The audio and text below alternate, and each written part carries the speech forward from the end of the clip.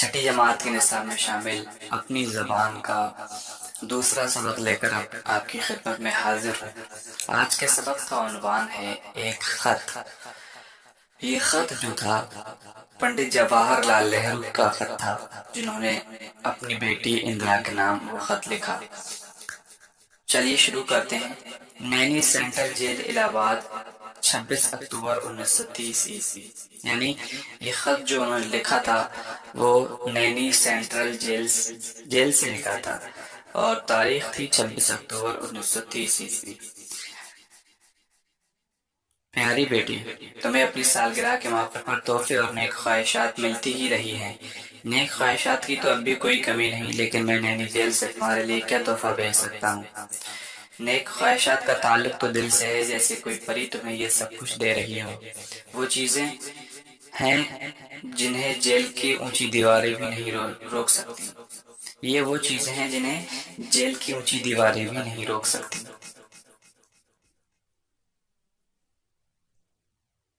تم خوب جانتی ہو کہ مجھے نصیحت کرنے سے کتنی نفرت ہے۔ جب کبھی میرا جی چاہنے لگتا ہے کہ نصیحت کروں تو ہمیشہ اس عقل مند کی کہانی یاد آ جاتی ہے جو میں نے کبھی پڑھی تھی۔ شاید ایک دن تم بھی وہ کتاب پڑھو جس میں یہ کہانی بیان کی گئی ہے۔ کوئی 1300 برس گزرے کہ ملک چین سے ایک سیاح علم و دانش کی تلاش میں ہندوستان آیا۔ اس کا نام ہیون سانگ تھا۔ وہ شمال کے پہاڑ اور ریگستان طے کرتا ہوا پہنچا۔ اسے علم کا اتنا شوق تھا کہ راستے میں اس نے سینکڑوں مصیبتیں اٹھائیں اور ہزاروں خطروں کا مقابلہ کیا۔ وہ ہندوستان میں بہت دن رہا، خود سیکھتا تھا اور دوسروں کو سکھاتا تھا۔ اس کا زیادہ تر وقت نالندہ ودیا پیٹھ میں گزرا، جو شہر پاٹلی پتر کے قریب واقع تھی۔ اس شہر کو اب پٹنہ کہتے ہیں، یعنی پٹنہ کا پرانا نام پاٹلی پتر تھا۔ ہیون سانگ پڑھ لکھ کر بہت قابل ہو گیا، حتیٰ کہ اس کو فاضل قانون یعنی بدھ مت کا خطاب دیا گیا۔ پھر اس نے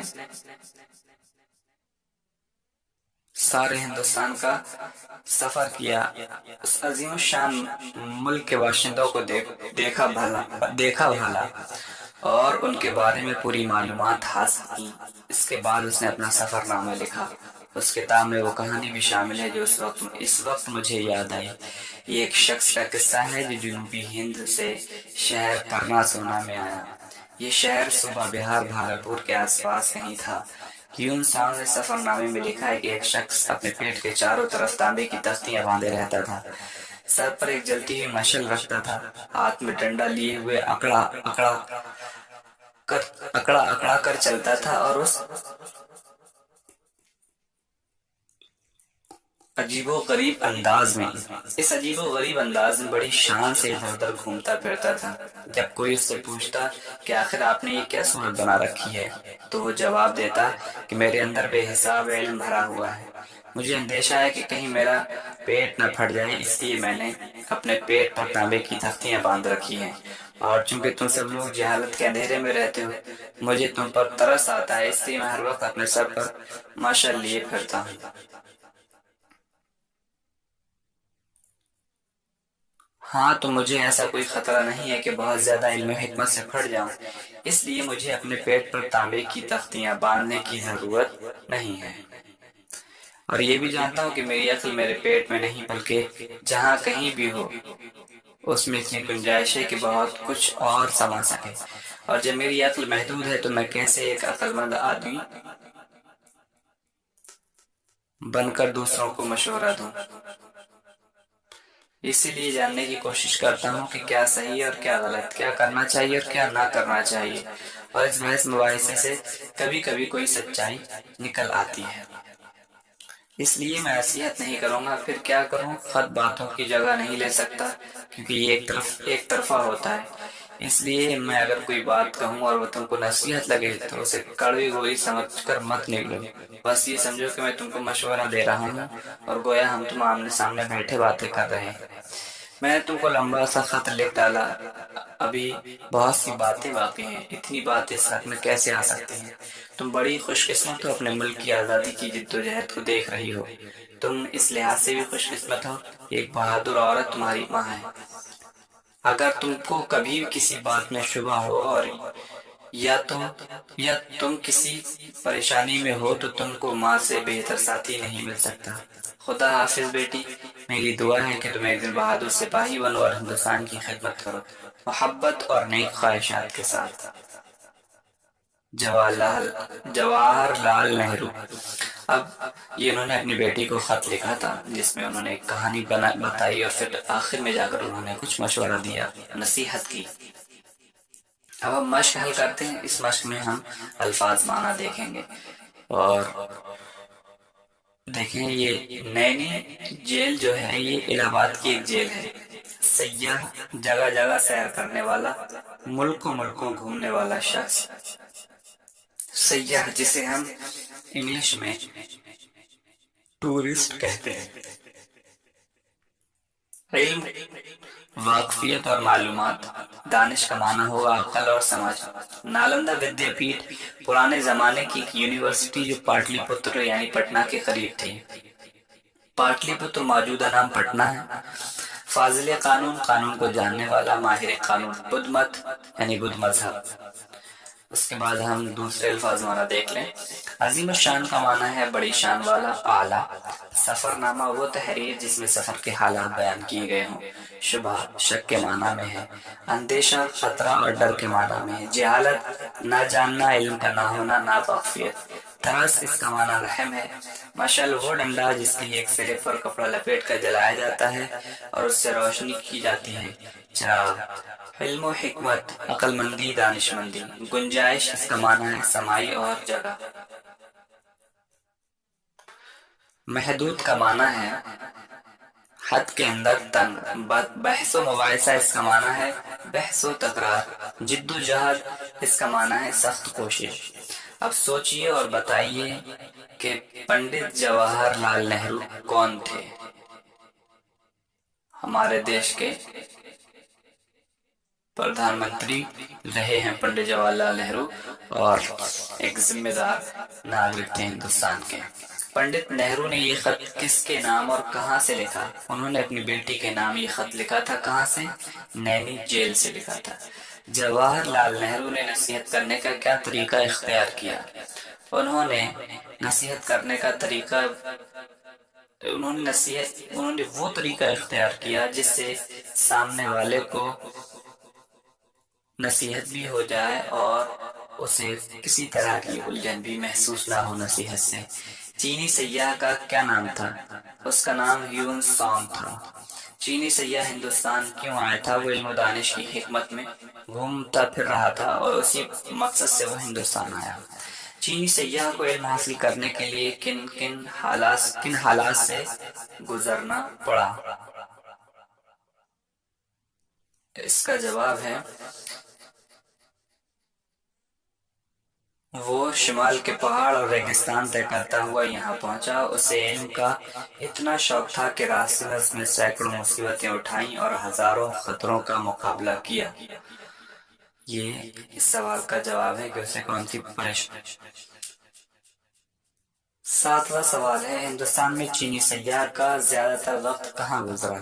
تو اس کا جواب ہے اس کا زیادہ تر وقت نالندہ ودیا پیٹھ میں گزرا، جو کہ پاٹلی پتر شہر جو تھا اس کے قریب میں واقع تھی، یعنی نالندہ ودیا پیٹھ، وہ نالندہ یونیورسٹی میں اس کا زیادہ سے زیادہ وقت گزرا تھا۔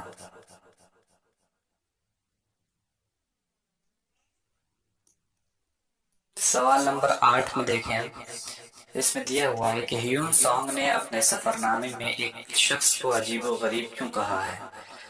ہیون سانگ نے اس شخص کو عجیب و غریب اس لیے کہا کیونکہ وہ اپنے پیٹ پر تانبے کی پتریں باندھے ہوئے رہتا تھا اور سر پر اپنے مشعل رکھ کر کے وہ چلا کرتا تھا، اس وجہ سے وہ عجیب و غریب انسان کہا گیا اس کو۔ نمبر 9، اس واقعے کا ذکر کر کے پنڈت نہرو اپنی بیٹی کو کیا سبق دینا چاہتے تھے؟ وہ اپنی بیٹی کو یہ سبق دینا چاہتے تھے کہ میں جو تمہیں نصیحت کر رہا ہوں، میں ایسا نہیں ہے کہ بہت زیادہ علم والا ہوں، بہت زیادہ پڑھا لکھا ہوں، بلکہ میں زندگی سے کچھ باتیں سیکھتا ہوں اور وہ دوسروں کو سکھانے کی کوشش کرتا ہوں۔ اس واقعے کو ذکر کر کے پنڈت جواہر لال نہرو اپنی بیٹی کو یہی سبق دینا چاہتے تھے۔ اب ہم خالی جگہوں کو پر کر لیں۔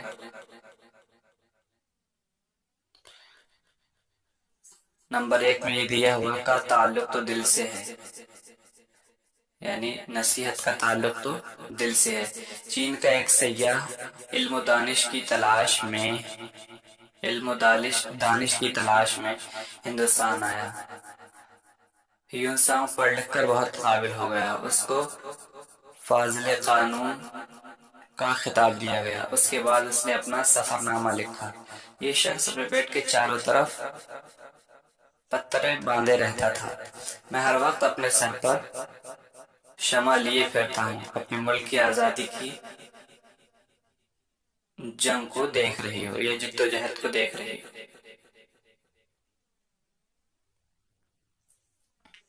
تو یہ ہو گیا خالی جگہ کو صحیح لفظ سے بھرنے کا۔ یہ پہلے والا جو ہے اس میں نیک خواہشات کا تعلق تو دل سے ہے، اور یہ جو ہے اپنے ملک کی آزادی کی جدوجہد کو دیکھ رہی ہے۔ اس کو آپ کر لیں۔ اس کے بعد نیچے دیے ہوئے جملوں کو صحیح ترتیب سے لکھیے۔ میرے اندر بے حساب علم بھرا ہوا ہے، میں نینی جیل سے تمہارے لیے کیا تحفہ بھیجوں، اور جب میری عقل محدود ہے تو میں کیسے ایک عقل مند آدمی بن کر دوسروں کو مشورہ دوں۔ ملک چین سے ایک سیاح علم و دانش کی تلاش میں ہندوستان آیا۔ تم ایک دن بہادر سپاہی بنو اور ہندوستان کی خدمت کرو۔ اس کا زیادہ تر وقت نالندہ ودیا پیٹھ میں گزرا، جو شہر پاٹلی پتر کے قریب واقع ہے۔ اس کے بعد اس نے اپنا سفر نامہ لکھا۔ ہیون سانگ پڑھ لکھ کر بہت قابل ہو گیا۔ یعنی یہ ان جملوں کو آپ صحیح ترتیب میں لکھیں گے کہ پہلا جملہ کون سا تھا، اس کے بعد دوسرا جملہ کون سا تھا، اور تیسرا جملہ کون سا تھا۔ مطلب یہ ہے تاکہ ترتیب کے حساب سے جس طریقے سے سبق میں جملے آئے ہیں۔ اب جیسے یہ والا جملہ جو ہے یہ سب سے پہلا جملہ ہے، مطلب ان جملوں میں جو ترتیب رہے گی یہ اس جملے کی رہے گی، میں نینی جیل سے تمہارے لیے کیا تحفہ بھیجوں، اور جب میری عقل محدود ہے تو میں کیسے ایک عقل مند آدمی بن کر دوسروں کو مشورہ دوں۔ دوسرا یہ ہے ملک چین سے ایک سیاح علم و دانش کی تلاش میں ہندوستان آیا۔ یہ ہے اس کا زیادہ تر وقت نالندہ پیٹھ میں گزرا، جو شہر پاٹلی پتر کے قریب۔ اس کے بعد اس کا نام لگا۔ ہیون سانگ پڑھ لکھ کر بہت قابل ہو گیا۔ اس کے بعد اس نے اپنا سفر نامہ لکھا۔ پھر یہ ہے پھر اس نے جب سفر نامے میں اس شخص کا ذکر کرتے ہوئے پوچھا تھا تو اس نے کہا میرے اندر بے حساب علم بھرا ہوا ہے۔ اس کے بعد یہ پھر یہ انہوں نے لاسٹ میں اپنی بیٹی سے کہا تھا نہرو جی نے، تم ایک دن بہادر سپاہی بنو اور ہندوستان کی خدمت کرو۔ اس طرح سے ہم انہیں ترتیب وار لکھ سکتے ہیں۔ اس کے بعد ہم دیکھیں نیچے لکھے ہوئے لفظوں کو اپنے جملوں میں استعمال کیجیے۔ ہیون سانگ ایک چینی سیاح تھا۔ بہت سے لوگ عظیم الشان ہونے کے باوجود بہت عام سی زندگی گزارا کرتے ہیں۔ علم و حکمت ایک عظیم خزانہ ہے، بحث و مباحثہ سے کبھی کبھی اچھی باتیں انسان کو مل جاتی ہیں۔ مشعل ہمیشہ انسان کو مطلب مشعل کیا ہے، جس سے ہم اندھیرے میں کوئی چیز دیکھنے کے لیے یا رہنمائی کے طور پر اسے ہم استعمال کرتے ہیں۔ تو آپ کہہ سکتے ہیں کہ کل شاہد مشعل لے کر چل رہا تھا۔ اب لکھیے اپنے دوست کو ایک خط لکھیے جس میں اس خط کی کہانی کا ذکر ہو۔ مطلب آپ اس دوست کو خط لکھ کر مشق کر سکتے ہیں۔ یاد رکھیے پاٹلی پتر کا نیا نام پٹنہ ہے۔ یہ شہر بہار کی راجدھانی ہے، یعنی صوبہ بہار کی راجدھانی پٹنہ ہے۔ غور کرنے کی بات ہے کہ خط کو مکتوب بھی کہتے ہیں۔ اس کا تعلق دو لوگوں سے ہوتا ہے، ایک خط لکھنے والا جسے مکتوب نگار کہتے ہیں، اور جسے خط لکھا جائے وہ مکتوب الیہ کہلاتا ہے۔ اس خط میں مکتوب نگار پنڈت جواہر لال نہرو اور مکتوب الیہ ان کی بیٹی اندرا ہیں۔ امید ہے کہ یہ سبق سمجھ میں آ گیا ہوگا۔ اور کوئی بھی اگر آپ کو دقت پیش آتی ہے تو آپ کمنٹ باکس میں ضرور پوچھیں. تب تک کے لیے اپنا خیال رکھیں. ملتے ہیں آپ سے اگلی ویڈیو میں. اللہ حافظ.